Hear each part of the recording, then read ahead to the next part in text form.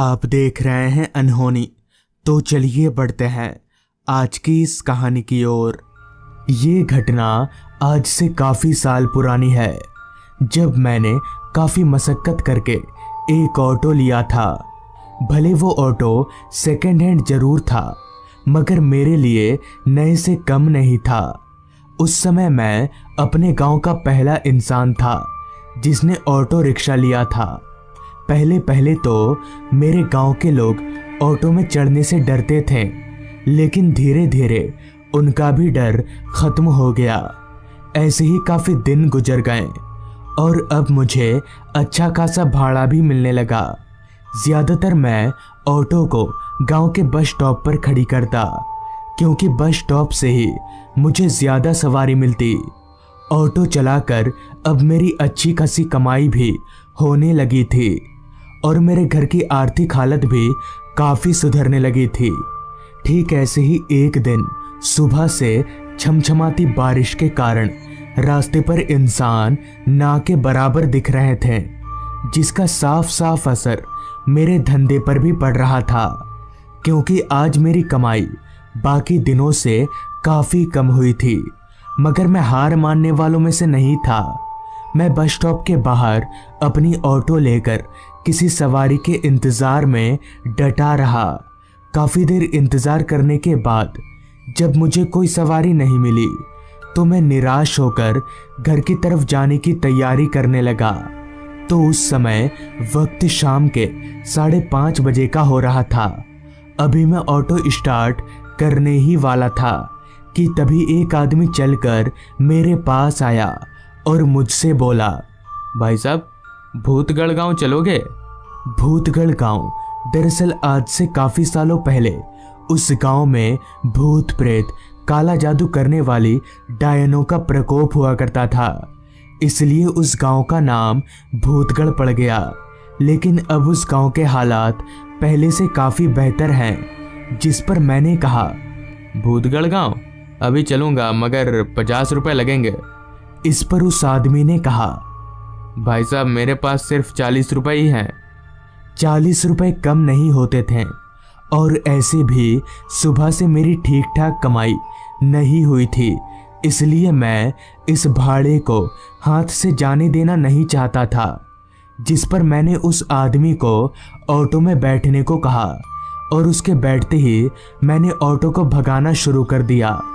मेरे यहाँ से वो गांव लगभग 27 किलोमीटर का सफ़र था, जहाँ जाने में मुझे करीबन 1.5 घंटों का वक्त लगने वाला था। चूँकि मौसम बरसात का था, तो मैं ऑटो को धीरे ही चला रहा था। कुछ दूर आगे जाने के बाद मैंने जब अपनी घड़ी में वक्त देखा, तो वक्त हो रहा था शाम के 6:30 बजे का, जिस कारण अंधेरे ने अपना डेरा जमाना शुरू कर दिया था। लेकिन अभी तक मैंने आधा सफ़र ही तय किया था, जिस कारण मैंने ऑटो की रफ्तार थोड़ी और बढ़ा दी। तकरीबन 1 घंटा ऑटो चलाने के बाद मैं भूतगढ़ गांव पहुंचा, तो वो आदमी भूतगढ़ गांव के चौक पर ही उतर गया। जिसके बाद उस आदमी से पैसे लेकर मैं घर की तरफ आगे बढ़ने लगा। अब रात काफ़ी हो चुकी थी, जिस कारण पूरा रास्ता पूरी तरह से सुनसान हो गया था। दूर दूर तक मेरे अलावा उस रास्ते पर कोई नहीं दिख रहा था। अंधेरे ने तो इस कदर उस रास्ते को घेर रखा था कि मेरी हेडलाइट की रोशनी भी उस अंधेरे के आगे ना के बराबर मालूम पड़ रही थी, और थोड़ा बहुत जो दिख रहा था वो भी तेज बारिश के कारण धुंधला धुंधला नजर आ रहा था। बीच बीच में गरजते बादलों की आवाज़ से डर के कारण बार बार मेरी आंखें बंद हो जा रही थीं। तेज छमछमाती बारिश ऊपर से काली अंधेरी रात रह रहकर एक ऐसे डर का अनुभव करा रही थी, जिसे बता पाना शायद मेरे बस के बाहर है। रास्ता काफ़ी खाली होने के कारण मैं ऑटो को काफ़ी तेज भगा रहा था। कुछ दूर ऑटो चलाने के बाद मैं भूतगढ़ गांव के रास्ते से अलग एक और भी ज़्यादा वीरान रास्ते पर आ गया, जिसके दोनों ओर बस जंगल ही जंगल था। अभी मैं उस रास्ते पर आगे बढ़ ही रहा था कि तभी मेरी नज़र रास्ते के किनारे एक पेड़ के नीचे बैठे एक बच्चे पर गई, जो पेड़ के नीचे बैठकर रो रहा था। इतनी रात गए इस सुनसान रास्ते पर उस बच्चे को देखकर मैं थोड़ा हैरान हुआ और मुझे लगा कि शायद वो बच्चा कोई मुसीबत में है और इंसानियत के नाते मुझे उसकी मदद करनी चाहिए। तो मैंने ऑटो को ठीक उसके पास रोका और उस बच्चे से कहा, क्या हो बेटा, तुम रो क्यों रहे हो? इस पर उस बच्चे ने कहा, मेरे पापा मेरा आगे इंतज़ार कर रहे हैं, लेकिन बारिश के कारण मैं उनके पास नहीं जा पा रहा हूँ। जिस पर मैंने कहा, इतनी सी बात, तुम ऑटो में बैठो, मैं तुम्हें आगे छोड़ देता हूँ। इस पर वो बच्चा ऑटो की पिछली सीट पर चढ़कर बैठ गया और मैंने भी ऑटो भगाना शुरू कर दिया। ऑटो भगाकर कुछ दूर आगे जाते ही मुझे रास्ते के किनारे पर एक आदमी खड़ा दिखा। उस आदमी को देखते ही मैं समझ गया कि यह आदमी इस बच्चे का पिता है। तो मैं खुद ब खुद ऑटो को उस आदमी के पास ले गया और ऑटो के पिछले सीट पर बैठे उस बच्चे से पूछा, बेटा यही है तुम्हारे पापा? जिस पर उस बच्चे ने अपना सिर हाँ में हिलाया। तो मैंने उस आदमी से कहा, क्या बात है भाई साहब, आप अपने बच्चे को इस तरह रात में अकेला क्यों छोड़ दिए थे? और आप लोगों को जाना है क्या कहीं पर? जिस पर उस आदमी ने कहा, मुझे सामने वाले गांव में जाना है। मुझे उस बच्चे पर काफ़ी तरस आ रही थी कि यह बच्चा इस बारिश में अपने घर कैसे जाएगा। मैं तो उधर ही जा रहा हूँ, क्यों ना इन्हें भी लेता जाऊं। ये सोचकर मैंने उस आदमी को कहा, भाई साहब आप भी बैठ जाइए, मैं आप दोनों को छोड़ देता हूँ। मेरे इतना बोलते ही वो आदमी उस बच्चे के बगल में बैठ गया। मगर ऑटो चलाते वक्त मेरे जहन में एक सवाल ने दस्तक दी कि ये आदमी और ये बच्चा अलग अलग क्यों खड़े थे और आखिर इतनी रात गए ये दोनों क्या कर रहे थे। अभी मैं ये सोच ही रहा था कि तभी रास्ते पर स्पीड ब्रेकर के कारण मेरी ऑटो उछली। तो ऑटो उछलते ही पीछे से एक भयानक आवाज आई, संभल कर ऑटो चलाओ। ये भारी आवाज को सुनकर मैंने जब RVM यानी कि रियर व्यू मिरर से पीछे देखा तो मेरे होश उड़ गए और मेरा पूरा शरीर सुन्न पड़ने लगा, क्योंकि मेरे पीछे अब ना तो वो बच्चा था और ना ही वो आदमी, बल्कि उनकी जगह पर दो राक्षस बैठे हुए थे जिनकी शक्ल पूरी तरह से कुचली हुई और उनके मुंह से खून टपक रहा था। ये दृश्य देखकर मेरे शरीर का सारा खून एकदम से सूखने लगा, जिसके बाद मैंने झट से ऑटो को रास्ते के एक किनारे रोका और जैसे ही ऑटो से भागने के लिए बाहर निकला तो उनमें से एक शैतान ने अपना लंबा हाथ निकालकर मेरा गला पकड़ लिया और मेरे गले को जोर से दबाने लगा। मगर फिर भी मैं किसी तरह उसके हाथ से अपना गला छुड़ाया और दौड़कर भागने लगा, लेकिन मेरी यह कोशिश भी नाकाम हो गई। मेरे भागते ही डर के कारण कांप रहे मेरे पैर आपस में टकरा गए और मैं ज़मीन पर जा गिरा। मेरे गिरते ही उस भूत ने मेरा पैर पकड़ा और मुझे जोर जोर से घसीटने लगा। अब मैं अपने बचने की उम्मीद खो चुका था और मैंने अपने आप को लगभग मरा हुआ मान लिया था कि तभी उस भूत ने मेरा एक पैर इतने झटके से खींचा कि मेरा पैर एकदम से उखड़ गया और मैं उसी समय बेहोश हो गया। फिर मेरी आंख 2 दिन बाद खुली तो मैं अपने आप को जिंदा देखकर मुझे काफ़ी खुशी हुई, मगर मेरा एक पैर उन राक्षसों ने उखाड़ दिया। लेकिन मैं जिंदा कैसे बच गया?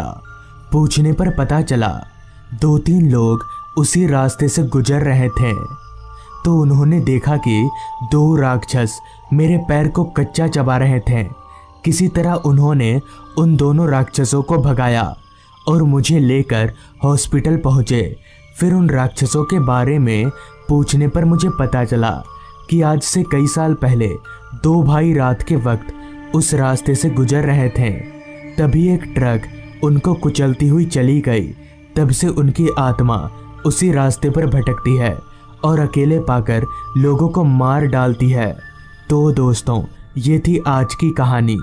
अगर आपको ये कहानी पसंद आई हो तो चैनल को ज़रूर सब्सक्राइब कर लें। तो मैं आपका दोस्त आर्यन जल्द ही मिलूंगा आपसे ऐसी ही एक कहानी के साथ। कहते हैं ना, कभी कभी रास्ते हमें दूसरी मंजिल की ओर ले जाते हैं और अक्सर उन रास्तों से वापस लौट पाना बेहद मुश्किल होता है।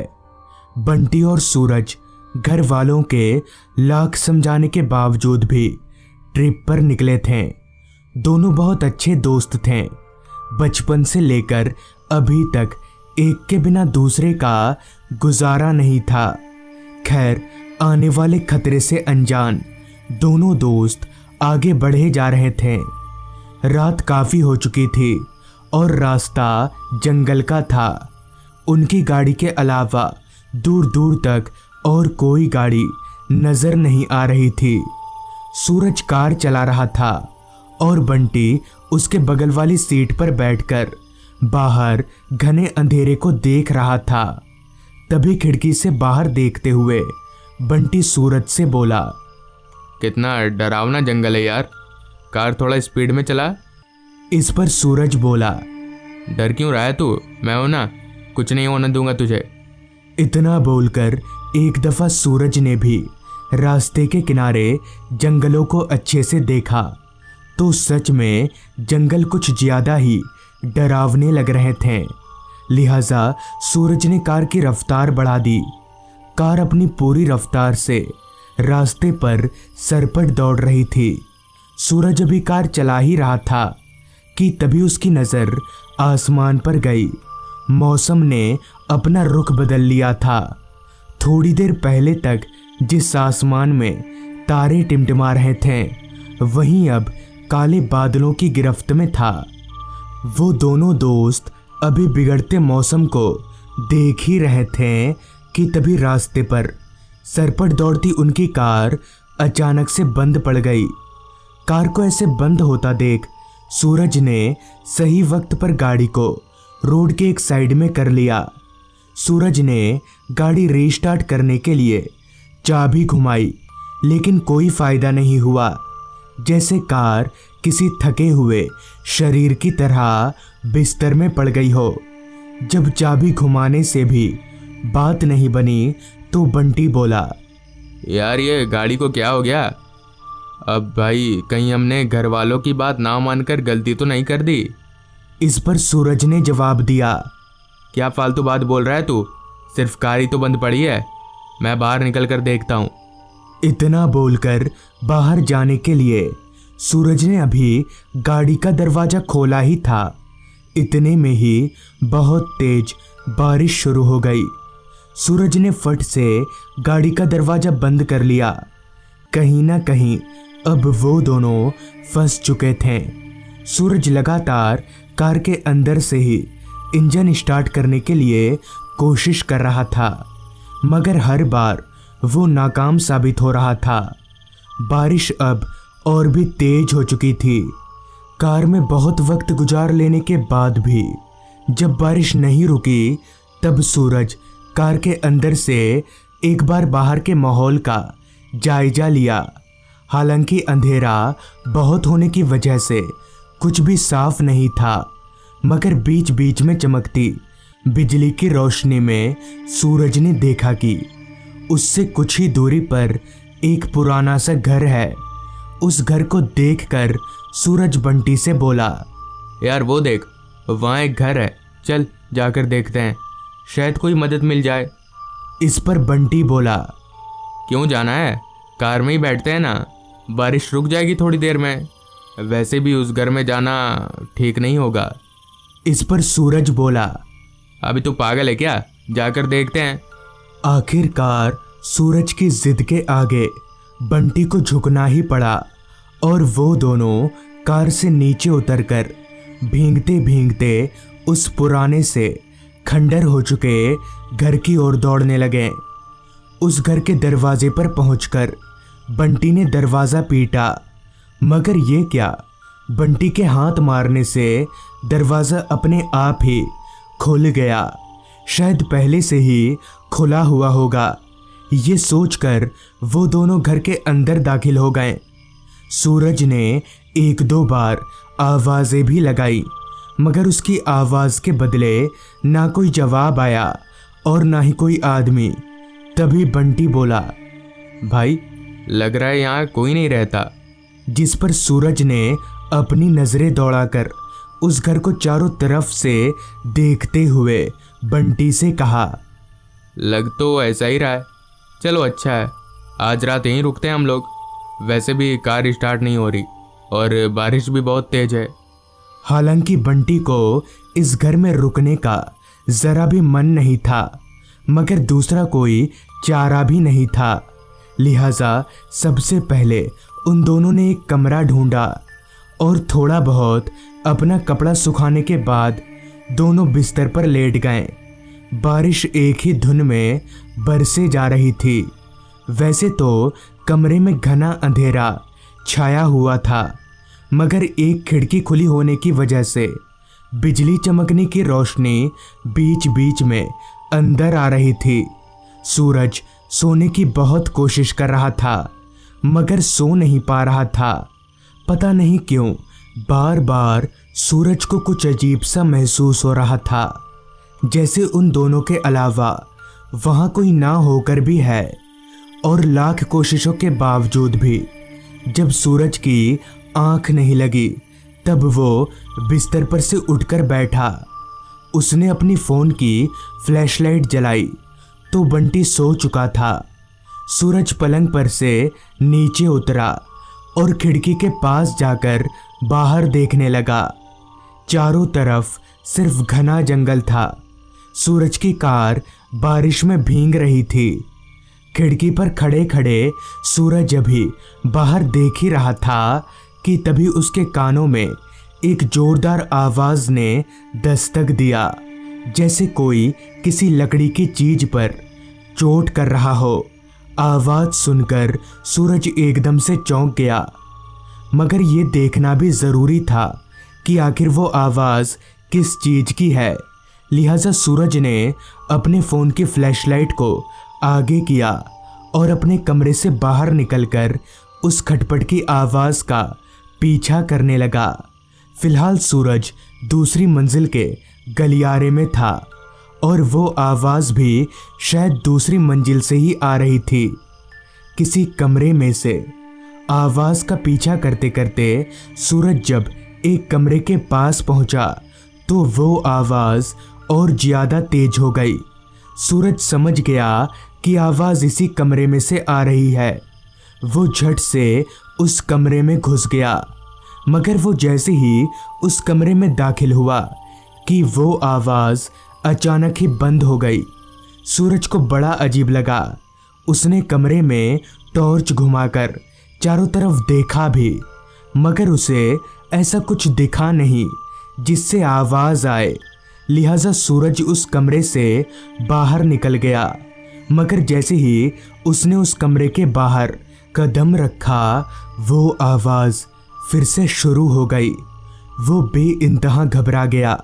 डरते डरते अभी वो पीछे मुड़ने का सोच ही रहा था कि तभी पीछे से किसी ने उसके कंधे पर हाथ रख दिया, जिससे उसकी घबराहट कई गुना बढ़ गई। उसकी इतनी भी हिम्मत नहीं हो रही थी कि वो पीछे पलटकर देख सके, मगर तभी पीछे से एक आवाज़ आई। सूरज क्या हुआ, तू यहाँ क्यों आ गया? सूरज पहचान गया कि ये आवाज़ बंटी की है। उसने पीछे मुड़कर देखा तो पीछे बंटी खड़ा था। इस पर सूरज बोला, अबे तू है, पर तू तो सो रहा था ना, यहाँ कब आया? इस पर बंटी बोला, अभी मेरी आँख खुली तो तू बिस्तर पर नहीं था, इसलिए मैं यहाँ आ गया। वो सब छोड़, बहुत नींद आ रही है, चल सो जाते हैं। जिसके बाद वो दोनों दोस्त गलियारे से होकर अपने कमरे की ओर बढ़ने लगे। चलकर जब वो दोनों अपने कमरे के पास पहुँचे और सूरज ने जब अपना टॉर्च कमरे के अंदर की ओर मारा तो सूरज के पैरों तले जमीन खिसक गई। बड़ी बड़ी बातें करने वाला सूरज डर से कांपने लगा, क्योंकि बंटी बिस्तर पर आराम से सोया हुआ था। तो फिर सूरज के साथ कौन था? सूरज ने झट से अपने बगल में देखा, मगर बंटी उसके बगल में नहीं था। वो तो आराम से बिस्तर पर सोया हुआ था। सूरज समझ गया कि जरूर दाल में कुछ काला है, लिहाजा सूरज भागकर बंटी के पास गया और उसे सारी बात बता दी। सारी बात सुनकर अब तक नींद से जाग चुका बंटी ने कहा, मैंने तो पहले ही कहा था नहीं रुकते यहाँ पर, चल वापस कार में, निकल यहाँ से। इस पर सहमति जताते हुए सूरज और बंटी उस घर से निकलने लगे। उस घर से निकलकर वो दोनों अपनी कार में पहुंचे और सूरज कार स्टार्ट करने की कोशिश करने लगा। एक बार में तो नहीं, मगर 2-3 बार चाबी घुमाने पर गाड़ी स्टार्ट हो गई। मगर ये क्या, स्टार्ट होने के बाद जहां गाड़ी को आगे बढ़ना चाहिए वहीं गाड़ी आगे ना बढ़ के उस घर की ओर बढ़ने लगी, जो कि काफ़ी अजीब बात थी। मगर जैसे तैसे सूरज ने गाड़ी को अपने कंट्रोल में लिया और वो दोनों वहाँ से भाग निकले। तो दोस्तों, ये थी आज की कहानी। अगर आपको ये कहानी ज़रा भी अच्छी लगी हो तो चैनल को ज़रूर सब्सक्राइब कर लें।